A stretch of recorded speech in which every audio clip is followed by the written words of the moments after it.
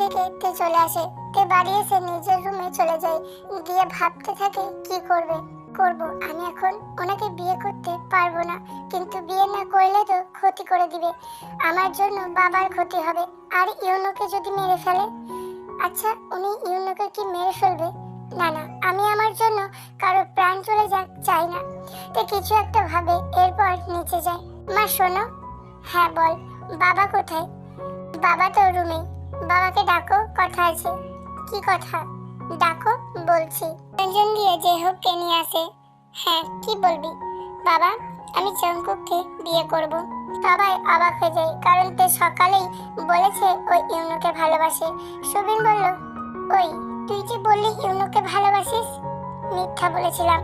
যে হোক রেগে গিয়ে বলল, মানে কি তে? সরি বাবা, জঙ্কুককে বিয়ে করতে চাইনি, তাই তখন মিথ্যা বলেছিলাম। তাহলে এখন চাইছিস কেন? আমি বুঝতে পেরেছি উনি আমাকে ভালোবাসে। যাই হোক, তুই রাজি তো হয়েছিস? আমি বরং জঙ্কুককে জানিয়ে দিই। বাবা শোনো। হ্যাঁ বল। বিয়েটা 3 দিনের মধ্যে হলে ভালো হয়, মাথা নিচু করে বলল তে। ওনারা কিছুটা অবাক হয়। তে উপরে চলে আসে। জঙ্কুককে ওর মারতে ইচ্ছা করছে। ইস, সবার সামনে 3 দিনের মধ্যে বিয়ের কথা বললাম, কি লজ্জা। সবই বজ্জাতের জন্য। আমি ওনাকে ফোন করে বলি ইউনোকে ছাড়তে। তে জঙ্কুককে ফোন দেয়। জঙ্কুকের নাম্বার বিজি। ব্যাটা ছাগল কার সাথে কথা বলছে? প্রেম করছে না তো? আমাকে বিয়ে করতে চেয়ে প্রেম করছে। এর মাঝে জঙ্কুক ফোন দেয়। জান, তুমি জানো আমি খুব খুব খুশি। আমি জানবো কি করে? তুমি তো জানবে, তোমার জন্যই তো এত খুশি আমি। তুমি আমাকে বিয়ে করতে রাজি হয়েছো। আপনি জোর করে রাজি করিয়েছেন। সে যাই হোক, তুমি আমার হবে। এবার আপনি ইউনোকে ছেড়ে দিন। জঙ্কুকের মেজাজটা গরম হয়ে গেল। এত ইউনো ইউনো করো কেন? আপনি কিন্তু বলেছেন আমি বিয়েতে রাজি হলে আপনি ওকে ছেড়ে দিবেন।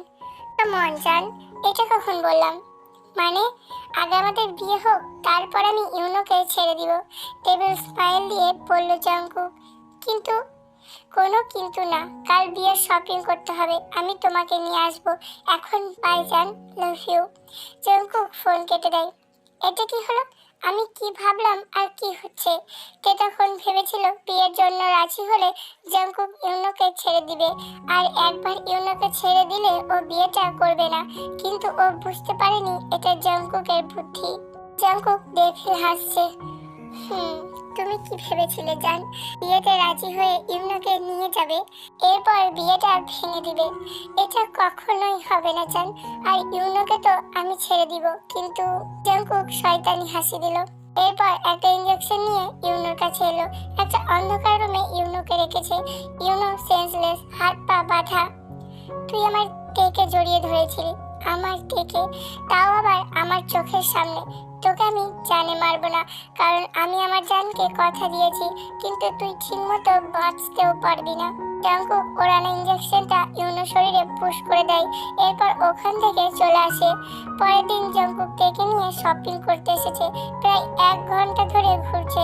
জঙ্কুকের কিছুই পছন্দ হচ্ছে না। তে এবার বেশ রেগে গেল। আপনার কি ব্যাপার বলুন তো? জান, আমার কিছুই পছন্দ হচ্ছে না। দেখুন, এবার কিন্তু আমি চলে যাব।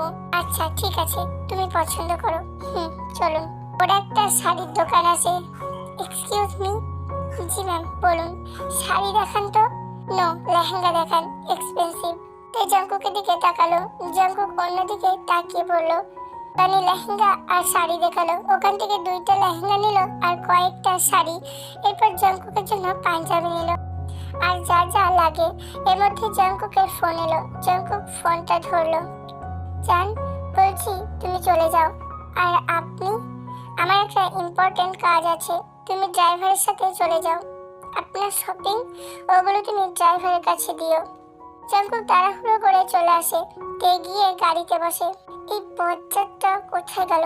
এত তাড়াহুড়ো করে গেল, মনে তো হচ্ছিল প্রেমিকার কাছে গেল। মনে মনে বলল তে। গাড়ি চলছে আর তে একা বক বক করছে। প্রায় 40 মিনিট হয়ে গিয়েছে। তে বক বক করে চলেছে। হঠাৎ তে এক জায়গায় চোখ গেল। তে বড় চোখ করে দেখলো। থামো থামো। ড্রাইভার গাড়ি থামিয়ে ফেললো। ম্যাম, কোনো সমস্যা? চুপ করে বসো, আমি যা ভেবেছিলাম তাই। সালা ও সত্যিই প্রেমিকের সাথে দেখা করতে এসেছে। হ্যাঁ, হাত ধরে বসে আছে লুচু। 1 মিনিট, এই লুচু তো কালো স্যুট পরেছিল, এখন তাহলে সাদা শার্ট কেন? হয়তো এখানে সে খুলে ফেলেছে। ধুর, তাতে আমার কি? মনে মনে বলল তে। ম্যাম যাবো? হ্যাঁ যাও। তে বাড়ি চলে আসে। কালোদের গায়ে হলুদ সবাই চলে এসেছে। রঞ্জন ফোন করে বলে দিয়েছে ওনাদের মেহমানরা সবাই এসেছে। তে টায়ার্ড, তাই রুমে চলে এলো। ধুর, কিছু ভাল লাগে না। কেন ভাল লাগে না? দরজার দিকে তাকিয়ে দেখলো ন্যান্সি। ন্যান্সি তুই? আমি। তা তোর কিছু ভালো লাগে না কেন? না কিছু না। যাক, শেষে তোর বিয়ে হচ্ছে। ইস, কবে থেকে অপেক্ষা করছি তোর বিয়ে খাবো। চুপ কর, রাগ খুশি। জাঙ্কুক, আমার জিজু। জিজু না ছাই? তখন সুবিনা সে এসে শোনে। মানে কি তে? জিজু না ছাই বললি কেন? আরে ও ফান করে বলেছে। হ্যাঁ ভাইয়া। ও যাই হোক, নিচে চল, জাঙ্কুক এসেছে। উনি এখন? চল গিয়ে দেখবি। ওরা নিচে নেমে আসে। জাঙ্কুক একটা সাদা শার্ট পরেছে আর কালো প্যান্ট। বোঝা যাচ্ছে বাড়িতে গিয়ে চেঞ্জ করে এসেছে। যে হোক বললো ও আমাদের নিতে এসেছে। নিতে এসেছে মানে? জান। জাঙ্কুক থেকে জান বলে ডাকে। সবাই জান শুনে চোখ বড় বড় করে তাকায়। বাহ জিজু, জান। হেসে বলল সুবিন। তে লজ্জা পেয়ে যায়। জাঙ্কুক কথা পাল্টে বলল, আই মিন তে তুমি চলো। কোথায় যাব? সুবিন বলল, জাঙ্কুক চাইছে ওদের বিয়েটা কমিউনিটি সেন্টারে হোক। কেন? আমি বলছি তাই। তোমার তো মা বাবা আছে, আমার তো কেউ নেই। আমি একা কি করব? আমার ভালো লাগছিল না, তাই চলে এলাম। জাঙ্কুকের কথায় সবাই কষ্ট পায়। ইয়ঞ্জিন বলে ওঠে, কে বলেছে তোমার বাবা মা নেই? আমরা আছি তো। আজকে থেকে আমরাই তোমার বাবা মা। এরপর ওরা কমিউনিটি সেন্টারে আসে। অনেক বড় কমিউনিটি সেন্টার, আর ডেকোরেশনও দারুণ। কে বলে ওঠে, ওয়াও অ্যামেজিং। তোমার পছন্দ হয়েছে? খুব। তে ভাব নিয়ে বলল, ইস কি বিচ্ছিরি, একটুও পছন্দ হয়নি। সুবিন বলল, এখনই তো বলছিলি পছন্দ হয়েছে। ওই তুই চুপ কর। জাঙ্কুক ব্যাপারটা বুঝতে পেরে বলল, থাক আর ভাব নিতে হবে না। ম্যানেজার এসে ওদের ওয়েলকাম করলো। এরপর ওদের রুম দেখিয়ে দিল। জাঙ্কুক হাত মুঠো করে আছে, চোখ মুখ লাল হয়ে গিয়েছে, কারণ ওখানকার একজন খুব বাজে দৃষ্টিতে তেকে দেখছে। তে তোমরা যাও, আমি আসছি, আমার কাজ আছে। তে অবাক হয়ে বলল, এখন কি কাজ? তোমরা রুমে যাও, আমি আসছি। সবাই যার যার রুমে চলে গেল। জাঙ্কুক স্বাভাবিকভাবে ওই লোকটার কাছে এলো, যে দেখে বাজে দৃষ্টিতে দেখেছে। তোমার সাথে কথা ছিল। কি কথা? এখানে না, আমার সাথে চলো। লোকটা বলল, আপনার সাথে কেন যাব? জাঙ্কুক আশেপাশে তাকিয়ে দেখলো কেউ নেই। জাঙ্কুক টাকা বের করে লোকটার সামনে ধরলো। এবার যাবে তো? হ্যাঁ হ্যাঁ চলুন। জাঙ্কুক লোকটাকে নিয়ে গোডাউনে চলে এলো। এখানে আনলেন কেন? জাঙ্কুক গাড়ির দরজা খুলে লাঠি মেরে লোকটাকে বের করলো। কি করছেন আপনি? জাঙ্কুক একের পর এক লাথি মারছে। এরপর টেনে ভেতরে নিয়ে গেল।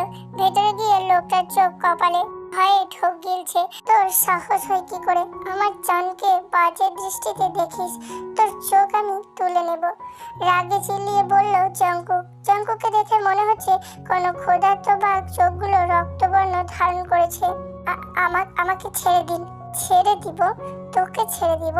তোকে ছেড়ে দিলে আমার জানের সাথে অন্যায় হবে। তোকে কি করে ছাড়বো? এটাকে বেঁধে ফেল। এবার বুঝবি জাঙ্কুকের জানকে লোলুপ দৃষ্টিতে দেখলে কি হয়। জাঙ্কুক সেই সিটটা হাতে নিল। লোকটা আকুতি মিনতি করেই যাচ্ছে। কে শোনে কার কথা? জাঙ্কুক সিট নিয়ে লোকটার চোখে ঢুকিয়ে দিল। লোকটা সমানে চিৎকার করছে, চোখের মধ্যে গোড়া মরিচ দিয়ে দিল। তোকে আমি বাঁচিয়ে রাখবো না। নো, তোর বাঁচার রাইট নেই।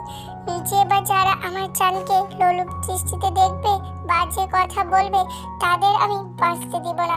জাঙ্কুক সিট দিয়ে লোকটার মাথায় বাড়ি দিল।